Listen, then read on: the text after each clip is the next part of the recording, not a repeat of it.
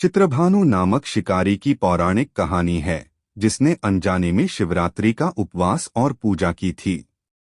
शिकारी ने बेल के पेड़ के नीचे स्थित शिवलिंग पर बेलपत्र चढ़ाए और रात भर भूखा प्यासा रहकर अनजाने में चारों प्रहर की पूजा पूरी की, जिससे भगवान शिव प्रसन्न हुए। यह कथा सुख, समृद्धि और पापों से मुक्ति दिलाने वाली मानी जाती है।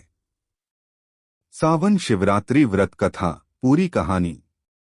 प्राचीन समय में चित्रभानु नाम का एक शिकारी था जो पशुओं का शिकार कर अपना परिवार चलाता था। उसने साहूकार से कर्ज ले रखा था, जिसे समय पर न चुका पाने के कारण उसे शिवरात्रि के दिन साहूकार ने बंदी बना लिया। शिकारी ने उस दिन शिव संबंधी धार्मिक बातें और व्रत कथा सुनी। शिकारी ने अगले दिन कर्ज चुकाने का वादा किया और उसे छोड़ दिया गया। वह जंगल में शिकार के लिए गया, लेकिन दिन भर भूखा प्यासा रहने के कारण उसे कोई शिकार नहीं मिला।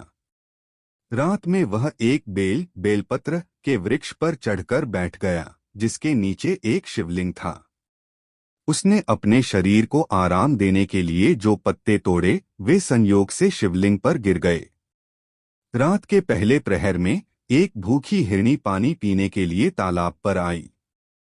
शिकारी ने उसे मारना चाहा, लेकिन हिरनी ने प्रसव के बाद वापस आने का वचन देकर उसे जाने के लिए मना लिया।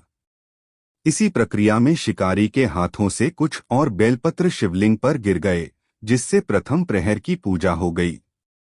रात के दूसरे और तीसरे प्रहर में भी इसी तरह अन्य हिरनियां वहां से गुजरीं और अपने प्रियजन से मिलकर आने का वादा कर शिकारी को चली गईं, जिससे अनजाने में रात भर की पूजा संपन्न हो गई। चौथे प्रहर में जब शिकारी ने हिरण के पूरे परिवार को अपने वादे के अनुसार वापस आते देखा, तो उसका हृदय परिवर्तित हो गया और उसने शिकार नहीं किया।